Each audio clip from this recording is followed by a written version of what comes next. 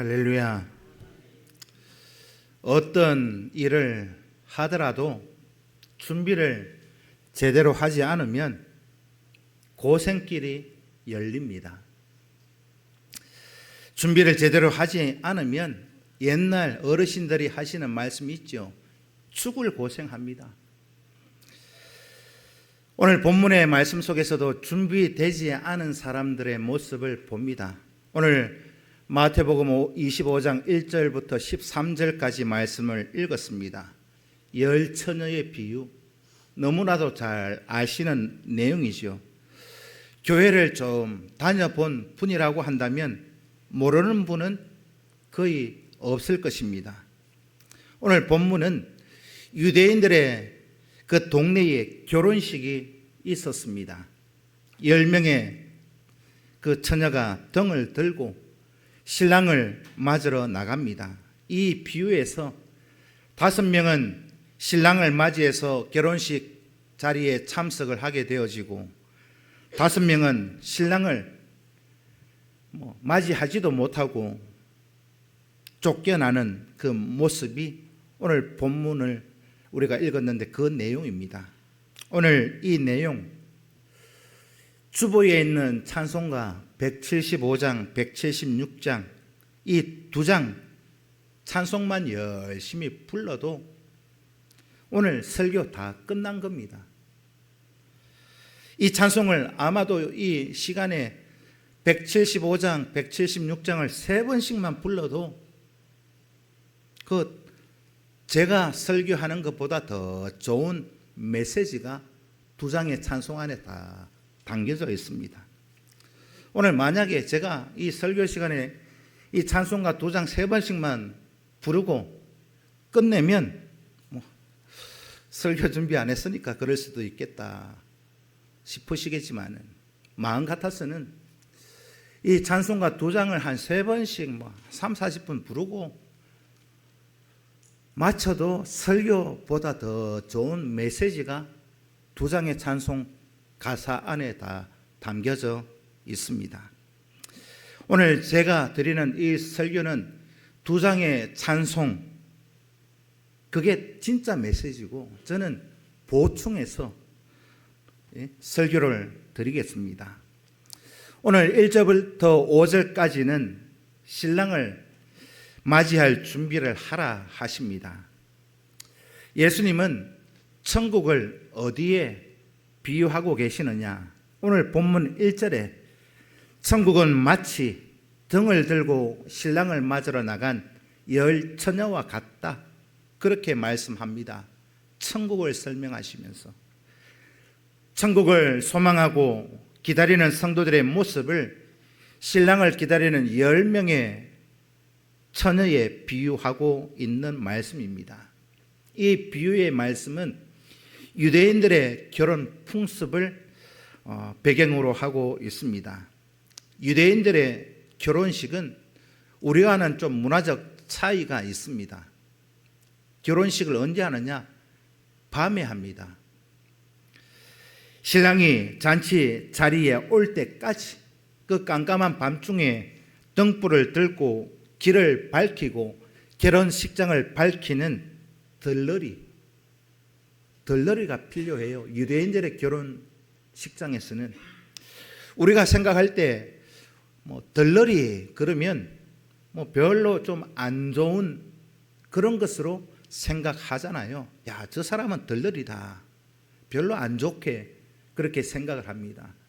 그런데 유대인들의 결혼 잔치 여기에서는요, 신랑만큼이나 덜러리 이들이 참 중요한 역할을 하는 사람들입니다.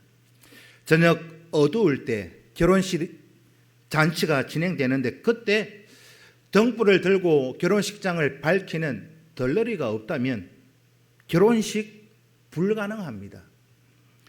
여기에서 결혼식의 덜러리는 굉장히 신랑 신부 다음으로 중요하지요.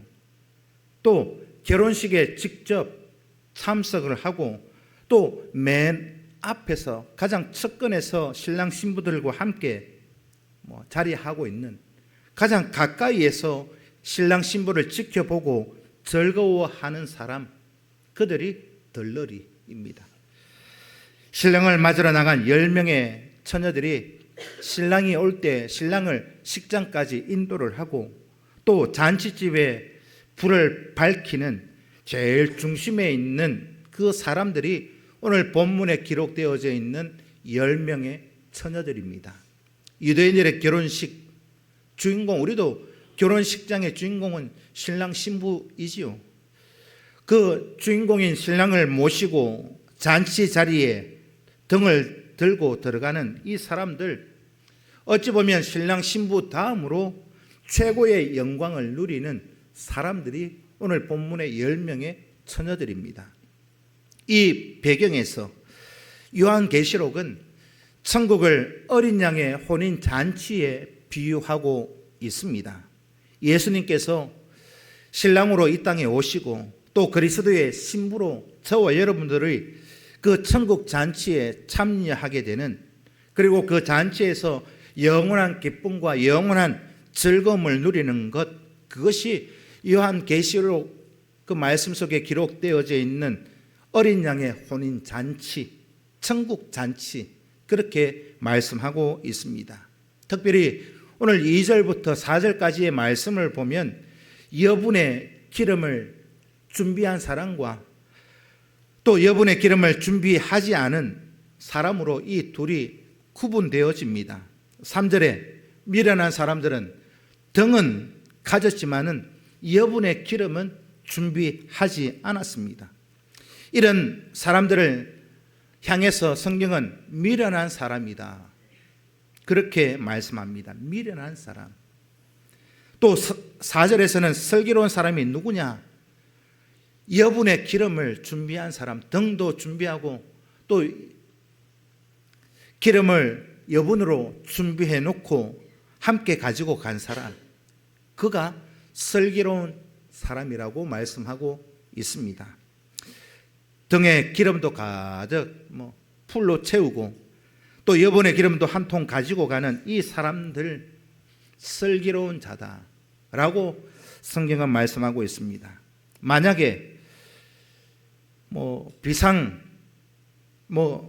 경우를 대비해서 비상식량을 준비하는 것처럼 만약을 대비해서 뭔가를 준비할 수 있는 사람, 그가 슬기로운 사람이고, 그렇지 못한 사람은 참 미련하고 딱한 사람이다 라고 말합니다. 오늘날도 우리 연세가 있으신 분들은 그런 경우는 잘 없습니다만은 요즘 좀 젊은 청년들은 항상 가방 안에 뭘 가지고 다니느냐? 휴대폰도 들고 다니고 보조 배터리도 들고 다닙니다. 우리는 어르신들은 동영상도 잘 안 보고 게임도 잘 안 하니까 하루 이 휴대폰을 충전해 놓으면 종일 갈 수 있어요. 그런데 젊은 청년들은 게임도 하고 동영상 영화도 보고 하니까 배터리가요, 아침에 나올 때 충분히 100% 충전해 놔도 좀 지나면 배터리가 없어집니다. 그것 때문에 요즘 젊은 청년들 보조 배터리 안 들고 다니는 청년들이 잘 없습니다. 어찌 보면 그거요 참 지혜로운 방법이다라고 생각되어집니다. 오늘 우리가 인생을 살아가면서 우리나라도 그런 경우가 참 많이 있습니다. 준비하지 않고 그냥 막연히 살아가는 사람, 보기에 딱한 사람들도 많이 있습니다. 우리가 방송에서 뉴스를 보거나 신문 기사를 보거나 그런 어떤 일들이 벌어질 때 언론에서 사고가 터질 때마다 따라다니는 단골 메뉴, 단골로 따라 나오는 말이 있습니다. 그게 뭐냐면 안전불감증. 안전불감증이라는 말을 다 들어보셨을 것입니다. 사고가 나면 뉴스에서 나오는 게 이 사고는 이미 예고되어 있었던 사고다. 그만큼 안전에 감각이 없고 무감각하게 살아오다가 사고가 났다. 그런 뉴스를 우리가 TV를 통해 보게 되어지면 거의 사고가 나면 90%는 이 말이 따라오는 것 같습니다. 이미 예고되어져 있었던 사고였다, 인재였다, 그런 말들 많이 들어보셨잖아요.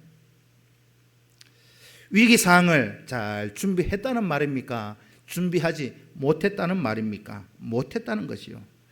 그러면 우리가 뉴스를 보더라도 우리가 대한민국에 살면서 참 지혜롭게 살아야 되는데 지혜롭게 살아가지 못하고 미련하게 살아가고 있는 그런 모습이 매일매일 뉴스를 통해서 우리가 접합니다. 우리가 지금 미련하게 살아가고 있는가 아닌가, 우리가 늘 참 점검 또 점검하셔야 합니다. 얼마 전 제가 신문 기사를 보다 보니까 눈에 들어오는 신문 기사 내용이 있었습니다. 그게 뭐냐? 의료 폐기물. 의료 폐기물 다 아시잖아요. 병원에서 나오는 의료 폐기물. 우리 대한민국에서 이 폐기물이 얼마나 많이 나오느냐? 수십 톤씩 나옵니다. 병원에서 수술하고 남은 부사제들 주사 사람에게 주사 놓고 2번 못 쓰잖아요. 그런 폐기물, 붕대부터 시작해서 그런 폐기물요, 피 닦은 거 굉장히 많이 있습니다. 근데 우리 대한민국에 여러분들, 한국에서 가장 유명하고 가장 큰 병원 빅5라고 그러죠. 어디에 다 있습니까? 서울에 다 있습니다. 웬만한 병이 있으면 대구 경대병원, 동산병원, 영대병원 많잖아요. 지방자치단체 중에서 대학병원에 제일 많은 곳이 대구입니다. 그런데 이 서울의 유명한 병원들을 다 거기에 있고 우리나라의 가장 큰 병원이 서울에 다 있는데, 근데 심각한 것은 뭐냐? 서울에는요, 의료 폐기물을 소각하는 소각장이 한 군데도 없어요. 여러분들 놀라지도 않네요. 큰 병원, 유명한 병원은 서울에 다 있는데 그 의료 폐기물 쓰레기를 소각하는 소각장이 서울에는 단 한 군데도 없다니까요. 그게 어디서 다 소각하느냐? 의료 폐기물을 소각하는 소각장이 제일 많은 곳이 어디일까요? 경상도입니다. 경상도. 놀라지도 않으시네. 경상도에 제일 많다니까요. 의료 폐기물을 소각하는 소각장이. 제가 그 기사를 보고 참 얼마나 신경질이 났던지, 참 이것들이 좋은 것은 다 서울에 가져가려고 그러고 의료 폐기물 소각장은 다 경상도에 다 갖다 놓고 신경질이 났던 기억이 있습니다. 그런데 이 의료 폐기물 이 소각하는 원칙, 우리나라에서 법으로 세우는 원칙은요, 그 지역에서 발생하는 의료 폐기물들은 그 지역에서 소각하는 것이 원칙입니다. 왜 그렇게 정해 놓았느냐, 원칙을? 그 의료 폐기물을 싣고 가다가 혹시나 사고가 나거나 심각한 일들이 벌어질 수 있기 때문에, 여러분, 그 지역에서 소각하는 게 원칙인데 서울에는 한 군데도 없다 그래요. 그런데 서울의 유명한 병원들, 빅5 병원에서 나오는 의료 폐기물들 많이 나오는데 그 폐기물을 싣고 어디까지 가느냐? 경주까지 갑니다. 대구를 지나 경산을 지나 경주까지 가요. 경주에 2-3군데가 있고요. 경상도가 의료 폐기물 소각장이 전국에서 최고 많은 곳이 경상도입니다. 만약에 여러분들 한번 생각해 보십시오. 서울의 대형 병원에서 나오는 의료 폐기물을 싣고 경부고속도로를 타고 경주까지 가는데, 만약에 경산 IC 진량 부근에서 사고가 나가지고요, 진량 부근에서 그 의료 폐기물들이 다 도로에 쏟아져 버렸고, 그렇다고 하면 여러분 상상을 해보십시오. 심각한 문제가 생깁니다. 왜요? 의료 폐기물이 뿌려지면 전염병이 생길 수도 있고, 온갖 바이러스들이 그 안에 다 들어있는데, 진량 경산 IC 부근에 뿌려졌다고 한번 생각해 보십시오. 상상만 해도요, 끔찍한 일입니다. 정부에서도 문제점은 다 알고 있대요. 소각하는 양보다 나오는 게 더 많아서 정부에서도 그냥 방치하고 있다. 그러면서 인터뷰에서 뭐라고 하느냐? 사고가 나봐야 그때서야 정부가 조치를 할 거다. 그런 뉴스 인터뷰를 본 적이 있습니다. 이거요, 안전 불감증입니다. 의료 폐기물을 실은 트럭이 사고가 나면 아마도 100% 뉴스에 그래 나올 거예요. 옛날부터 예고되어 있던 인재다. 그런 뉴스가 나올 겁니다. 이렇게 보면 정부도 그렇고 이 대한민국이 참 안전 불감증에 놓여져 있습니다. 문제가 터지기 전까지는 아무 대책도 세우지 않습니다. 오늘 저와 여러분들도 마찬가지입니다. 믿음 생활하고 영적인 생활, 영적인 분별력을 잃어버리고 아무 대책 없이 책가방만 들고 교회에 왔다 갔다 하다가 영적 불감증에 빠질 수도 있습니다. 신랑을 기다리는 동안 처녀들은 무엇을 하고 있었습니까? 오늘 5절에도 보면 신랑이 더디옴으로 다 같이 자고 있었어요. 일어나십시오. 오늘 우리 교회도 졸고 계시는 분들이 있지만 다 오늘 본문에도 졸고 있었다니까요.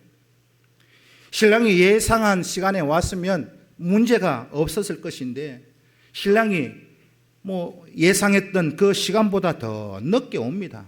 등에 기름이 떨어져 가는 위기 상황이 펼쳐지고 있는데도 슬기로운 처녀들은 여분의 기름을 준비해 놓았으니까 쉬면서 그들도 좀 쉬면서 자자 졸자 할 수 있었어요. 그런데 미련한 사람들은 위기를 아는지 기름이 떨어져 가고 있는지 모르는지 확인도 안 하고 옆에 있는 사람들이 자고 있으니까 나도 자자, 나도 졸자, 뭔가 되겠지, 오늘 본문을 보면 빌려서라도 하면 되겠지, 그렇게 함께 졸고 있습니다. 신랑이 드디어는 이런 위기 상황 가운데에서 어떻게 우리가 행동해야 슬기로운 사람이 될 수 있습니까? 아직 시간이 있을 때 준비하셔야 합니다. 그런데 준비할 시간이 있었는데도 불구하고 그 위기를 느끼지도 못하고 자고 졸고 있어요. 그러니까 미련하고 딱한 겁니다. 미련하니까 위기도 못 깨닫고 미련하니까 자고 졸고 있는 겁니다. 만약 위기를 알고서도 귀찮아서 졸았다면, 잤다면 좀 죄송한 표현일 수 있겠습니다만은 미련한 주제에 게으르기까지 한 이 처녀들, 제가 성경을 읽어보면서 보니까 이 미련한 5 처녀들, 미련하면서도 게을러서 참 그 잔치에 들어가지 못하는 이 5명을 보면서 하나님도 미련하고 게으른 것은 손을 댈 수가 없구나, 그런 마음이 들더라니까요. 여러분, 지금 영적으로 우리가 믿음 생활하면서 졸고 자고 있을 때가 아닙니다. 그냥 하루하루 살아간다고 그냥 우리가 지금 편안하니까 마냥 편안한 게 아닙니다. 우리 앞에 늘 위기가 놓여져 있어요. 우리가 경험하는 대부분의 위기, 사건, 사고들, 제가 생각해 보니까 100%까지는 아닐지라도 그이가 귀찮아서, 그이가 게을러서 준비하진 결과로 그런 일들이 일어납니다. 안전 불감증, 이것도 마찬가지고, 오늘 저와 여러분 우리도 경험하고 있는 위기 알고는 있어요. 알고는 있는데 이렇게까지 해야 되나? 굳이 이래 할 필요가 있나? 귀찮은데, 힘든데, 돈 드는데, 내 아니고라도 다른 사람이 하겠지. 내일 하면 되겠지. 그런 마음을 품고 우리가 살아간다면 지금 우리는 미련하게 준비하지 못하고 있는 그런 삶을 살아가고 있다 보셔야 합니다. 오늘 본문을 보면 이제 준비할 시간은 다 지나갔어요. 오늘 본문 6절 13절까지를 보면 신랑을 맞으러 나오라 합니다. 이런 형편 속에서 예상하지 못한 때에 신랑이 온 것은 성경이 무엇을 의미하고 있느냐? 예수님의 재림을 의미합니다. 오늘 본문 1절에서 천국은 마치 등을 들고 신랑을 맞으러 나간 열 처녀와 같다 하시면서, 신랑이 이 식장의 주인공이잖아요. 신랑이 언제 오든지 그 시간이 잔치가 시작되는 시간입니다. 유대인들의 결혼 잔치는 밤에 시작한다고 말씀드렸는데, 밤에 하는데 이 결혼식을 언제 시작하느냐? 밤 9시, 10시, 11시, 12시, 새벽 3시 몰라요. 결혼식을 언제 시작하는지. 신랑이 오는 시간이, 도착하는 시간이 결혼식 시작 시간입니다. 요새로 말하면 참 말도 안 되는 일이지만은요, 요즘 우리나라 결혼식 가면 30분 단위로, 1시간 단위로 빨리빨리 쳐내잖아요. 그런데 유대인들의 이 결혼 관습은 신랑이 도착하는 그 시간이 예식이 시작하는 시간입니다. 우리도 여러분들 제 어릴 때도 이렇게 생각해 보면 우리도 그랬던 것 같아요. 옛날에 어르신들이 그런 말씀을 하시더라고요. 오늘 우리 만날까? 오늘 만날래? 언제요? 물으면 해그름에 만나자, 그런 말씀을 하시더라니까요. 저 해그름에 만나자. 해그름이 몇 시입니까? 예? 빛을 산 밑에 있는 동네는요, 해그름이 빨리 와요. 평야에 있는 동네는 해그름이 좀 늦게 옵니다. 산중에 있는 동네는요, 해그름이 빨리 와요. 그래서 해그름에 만나자 그러면 그 시간이 2시간, 3시간 차이가 나요. 왔다 갔다 합니다. 해그름에 만나자 그러면 몇 시인지 몰라요. 그렇죠? 그런 말씀 해보신 적이 있으시잖아요. 해그름에 만나자. 그러니까 지금 유대인들의 결혼식 시간이 이와 같다는 거예요. 이 땅에 천국이 시작하는 시간도 이와 마찬가지입니다. 천국의 주인은, 신랑은 예수님이시잖아요. 예수님이 다시 이 땅에 오시는 그 시간이 이 땅에 완전한 천국이 시작되는 시간입니다. 그 시간 언제일까요? 몰라요. 예수님이 오기는 분명히 옵니다. 신랑이 오기는 와요. 그런데 그 시간이 언제 오느냐 몰라요. 예수님이 다시 오시는 재림의 시간, 어찌 보면 이 세상의 역사의 마지막이고, 다르게 표현하면 역사의 천국의 시작이 시작되는 시간이 예수님이 다시 오시는 시간입니다. 오늘 예수님 천국 잔치 주인공으로 반드시 오십니다. 아멘 좀 해보세요. 오신다니까요. 그러나 예수님이 언제 오실지 우리는 알 수 없습니다. 마태복음 24장 35절부터 37절까지 함께 읽습니다. 시작.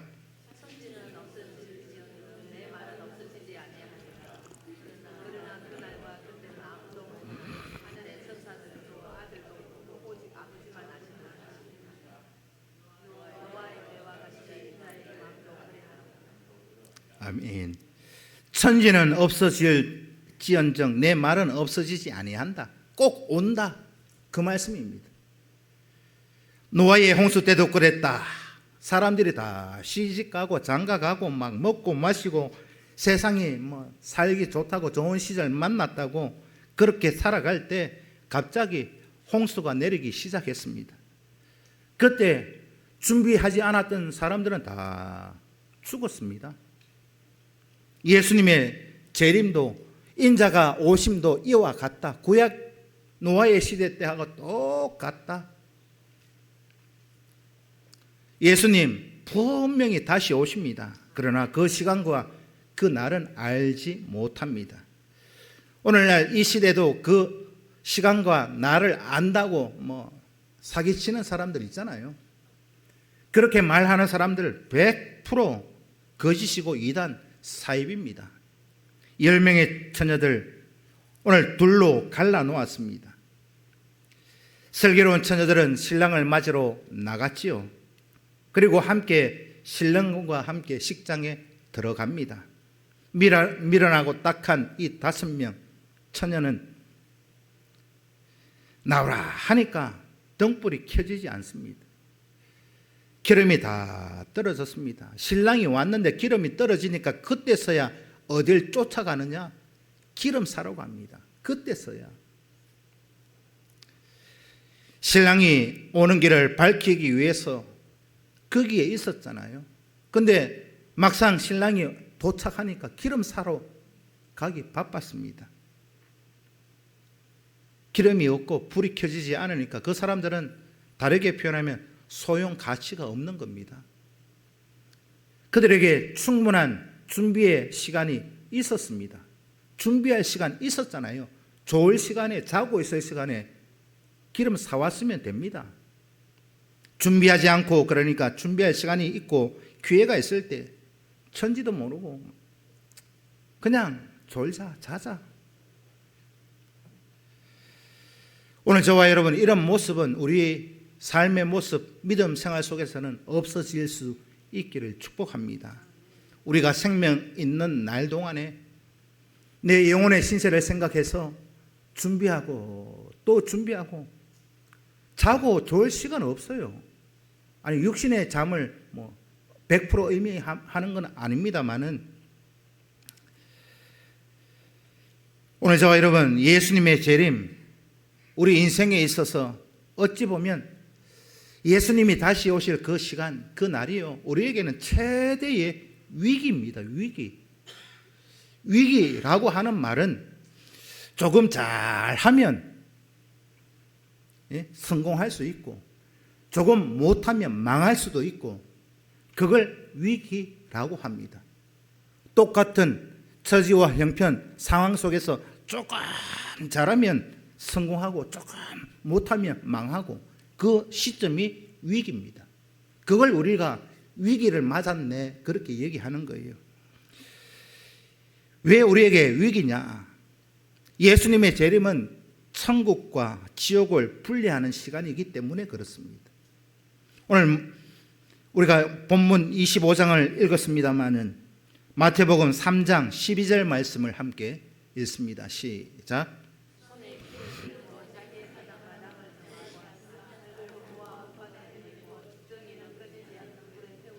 예수님께서 다시 오시는 재림의 그날이 바로 타작마당과 같다. 알곡은 곡간에, 쭉정이는 불 속에. 예수님의 재림은 사람들을 두 종류로 완전히 갈라 놓습니다. 믿는 자와 믿지 못하는 자, 슬기로운 자와 미련하고 딱한 자, 준비된 자와 준비하지 못한 자, 알곡과 쭉정이로 갈라 놓는 시간이 있습니다. 제가 어릴 때 우리 할머니 보니까 키에다 가지고 이렇게 까부리더라고요. 그러면 껍데기는 다 날아가고 거기는 뭐만 남아요? 알곡만 남아요. 이 까부리는 시간이 언제냐? 주님 다시 오시는 날입니다. 제가 어릴 때 저희 집에 살 가게도 했거든요. 거기에 보면 요즘은 그게 있는지 모르겠습니다만 살을 한 가마를 딱 보면 기계가 있어요. 요즘은 돌이 그렇게 없는 것 같은데 돌을 걸러내는 석발기라는 게 살 가게마다 다 있었어요. 이 살 한 가마를 부어가지고요, 이제 그러면 살이 조금씩 나오는데 키 같은 게요, 기계가 왔다 갔다 해요. 그러면 살 알곡은 밑으로 다 빠지고요, 살 아닌 돌이 있거나 껍데기가 있거나 그거는 옆으로 싹 이래 하면은 옆에 다 떨어져요. 그거는 다 사가지고 버려요. 보셨습니까? 살집 아들만 알 수 있는 거예요. 주님의 재림의 시간이 꼭 그와 같다니까요. 준비할 수 있는 시간이 있을 때, 재림의 시간을 주어져 있을 때 우리가 준비하실 수 있기를 축복합니다. 어떤 자세로 주님의 재림을 준비하라 하시느냐? 오늘 본문 13절 말씀을 읽습니다. 시작.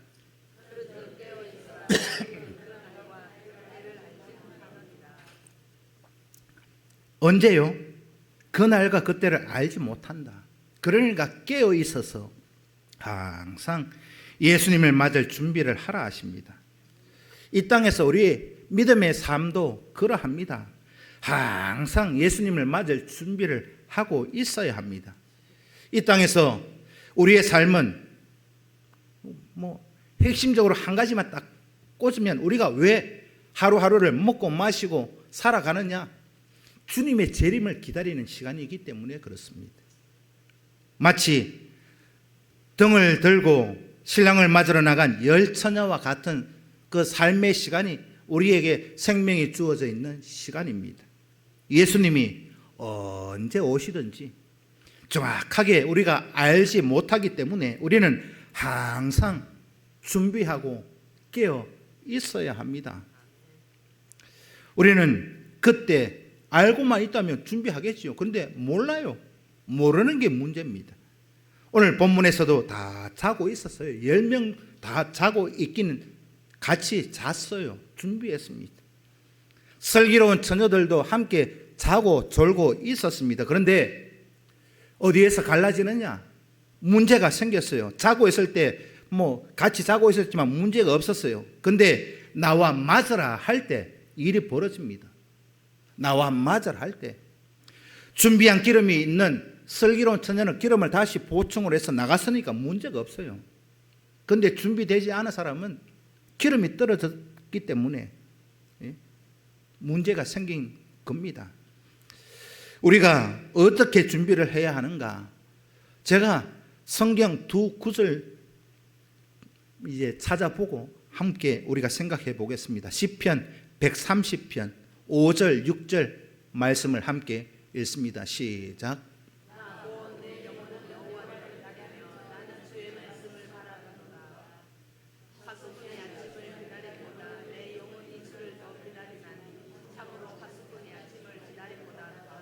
아멘. 내 영혼은 여호와를 기다리며 나는 주의 말씀을 바라보는도다. 하나님의 뜻이 무엇인지, 하나님이 기뻐하시는 뜻이 무엇인지를 말씀을 통해서 사모하고 또 하나님의 임재를 기다리고 있다. 얼마나 이것을 간절한 마음으로 기다리고 있느냐? 파수꾼이 아침을 기다림보다 더 간절한 마음으로 여호와를 기다리고 주의 말씀을 바란다. 그렇게 말씀하고 있습니다. 여러분들, 우리 여자 성도님들은 모르겠습니다만 안 가보셨으니까 군대 가면은요, 보초, 우리 남자 성도님들은 군대에서 보초를 본 경험이 다 있을 겁니다. 밤새도록 한겨울에 추운데 밤새도록 보초 서면은요, 아침이 기다려집니다. 얼마나 기다려지느냐? 목이 빠지게 기다려집니다. 저도 군대 강원도 철원 얼마나 추워요. 저도 이 보철을 몇 번 서보면서 겨울에 가면 힘듭니다. 일반 철책에 뭐 지키는 애들은 그래도 좀 나아요. 움직이고 뭐 말도 할 수 있고. 근데 제가 있던 부대는 비무장지대 안에 이제 거기는 비무장지대 안에 보초를 쓰는 곳을 지피라 그러고 이 지뢰밭 사이에 굴을 파가지고 거기 딱 들어가 앉아 있어요. 그걸 매복한다 그래요. 혹시나 북한군들 내려오면 거기 딱 숨어 있다가 잡으려고 진지를 구덩이를 3개를 파놓고 거기 일어나지도 못하고 말 한마디 못합니다. 겨울 되면 밤이 길잖아요. 매복을 언제 들어가느냐? 일몰 후 해 지고 난 다음 30분 지나서 들어갑니다. 그리고 언제 나오느냐? 해 뜨기 30분 전 나옵니다. 밤이 동지를 기점으로 해서 한겨울 지금 길어요. 해 뜨고 해 지고 30분 있다가 들어가서 해 뜨기 30분 전까지 노는데 10시간 11시간 말 한마디 못하고요. 가만히 이 구덩이 안에 가만히 있어요. 눈만 끔뻑끔뻑거리고. 아니 뭐 소변 보고 싶어도 뭐 어디 못 가요. 그래서 장병들요, 그 매복 들어갈 때는 일반 보초는 화장실 가지만은 그 매복 들어가는 사람은요 소변줄을 다 끼워가지고 갑니다. 소변줄을 다 꼽아가지고 들어가서 앉아서 볼일을 봐요. 소리는 안 나요.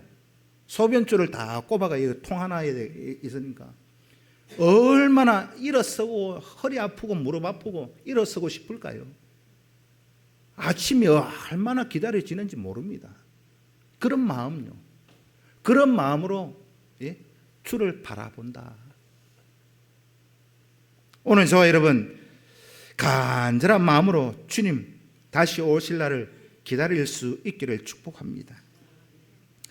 우리 권사님들, 장로님들 좀 되면 한두 번쯤은 기억이 다 또 그런 경험이 있으실 것 같은데, 주암산 기도원에 옛날 제 어릴 때를 기억해 보면 그때는 자가용도 흔하지 않을 때니까 제 어릴 때 기억에 막차 타고 올라가서 밤새 기도하다가 아침 첫 차 타고 나오시는 분들 많이 있더라고요. 겨울에. 그때 올라가 보니까 산기도를 하는데 우리 권사님들 김장할 때 뭐 비닐 쫙 깔고 있죠. 그 비닐 하나 뒤집어 쓰고 밤새 기도하는데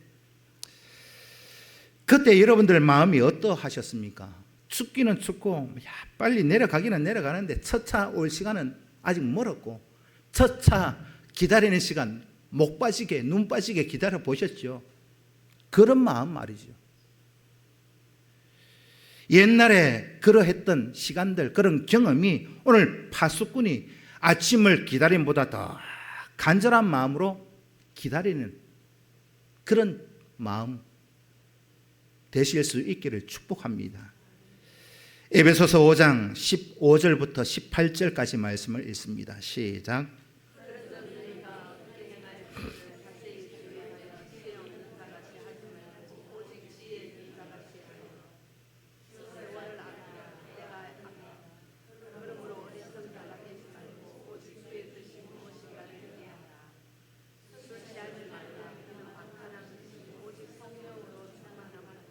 아멘. 정말 우리 평산교회 모든 성도들 시대의 징조를 잘 분별해서 지금 우리가 좋은 시절 만나서 편하게 잘 살고 있으니까 먹고 마시고 놀 때인지 아니면 영적으로 깨어서 준비하고 기도하고 뭐 해야 될 때인지 주님 뜻이 무엇인지를 분별하라고 에베소서 5장에서 말씀하고 있습니다.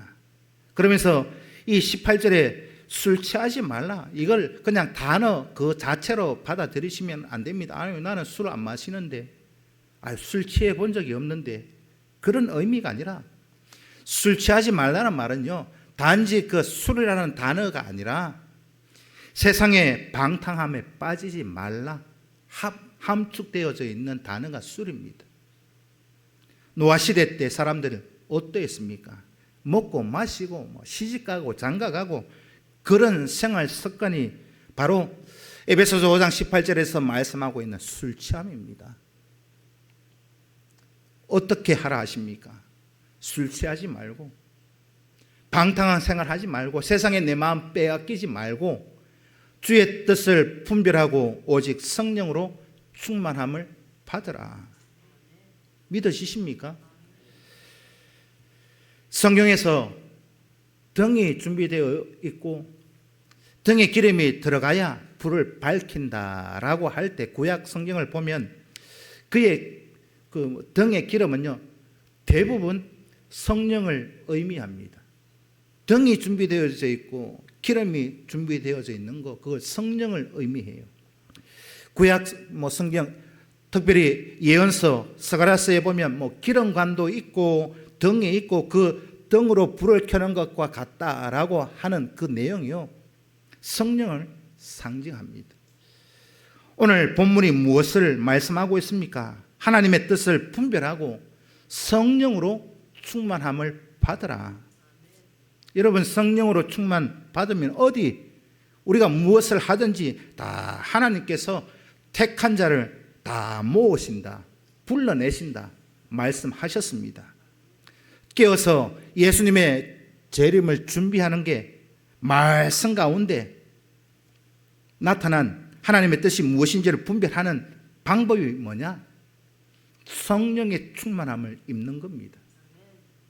하나님의 뜻을, 하나님의 임재를, 예수님의 재림을 기다릴 수 있는 깨어있는 사람, 그 기름을 준비한 사람이 누구냐? 성령의 임재를 경험하고 있는 사람, 성령의 뜨거움이 내 안에서 늘 불솟아오르는 사람들. 오늘 저와 여러분 이 땅에 살아가는 모든 사람은 누구든지 1대1로 예수님을 만날 날이 있습니다. 여러분들도 그렇고 저도 그렇고 반드시 1대1로 예수님을 만날 시간이 있어요.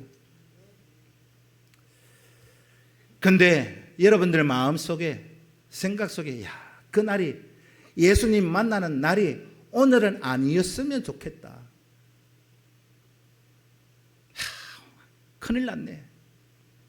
오늘 예수님 오시면 안 되는데 내 준비 안 됐는데. 여러분 준비 안 됐다고 예수님이 안 오시는 게 아닙니다. 준비 안 됐는데 하지 말고 그 시간에 준비하실 수 있기를 축복합니다. 여러분 어디에 속하기를 원하십니까? 주님 언젠가는 1대1로 대면할 날이 있는데 주님이 다시 재림하시든지 내 생명, 내 육신의 생명이 오늘 마지막이든지 만날 날이 있어요. 오늘도 여러분 예배 드리면서 졸고 있을 시간이 없습니다.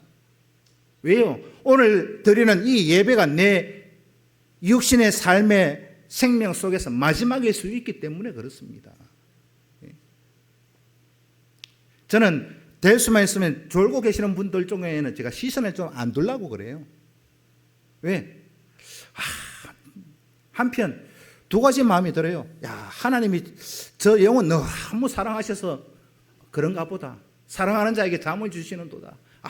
너무 사랑해. 그래도 아직 못 일어나시는 분 계시는데 너무 사랑의 도가니에 들어가 있나 싶기도 하고, 또 한편으로는 지금 이 드리는 예배가 내 인생의 마지막 예배가 될 수 있는데 좀 딱한 마음이 들 때도 있고, 이왕 우리가 예수 믿고 1대1로 예수를 만날 그날을 준비하는 사람이라면 깨어 있어서 칭찬 들을 수 있는 저와 여러분 꼭 되실 수 있기를 축복합니다. 준비 잘해서 칭찬 들어라. 그게 오늘 본문 마태복음 25장이 하시는 말씀입니다. 우리에게 반드시 닥칠 위기가 있습니다. 그때 우리는 항상 성령으로 충만하고 깨어 있어서 준비된 자로 신랑과 함께 예수님과 함께 천국 입성하실 수 있는 저와 여러분 다 되시기를, 다 되시기를 진심으로 정말로 진짜로 부탁드립니다. 예? 기도드리겠습니다. 살아계신 아버지 하나님, 진정 우리가 믿음 생활한다 하면서 준비된 성도인지 아닌지 미련한 자인지 분별할 수 있는 영도 허락하여 주시고 등을 잘 준비해서 예수님 다시 오실 그때 성령의 충만함으로 깨어 있어서 주를 맞이할 수 있는 우리 교회 되게 하여 주옵소서. 예수 그리스도의 이름으로 기도하옵나이다. 아멘. 다 기립하시겠습니다.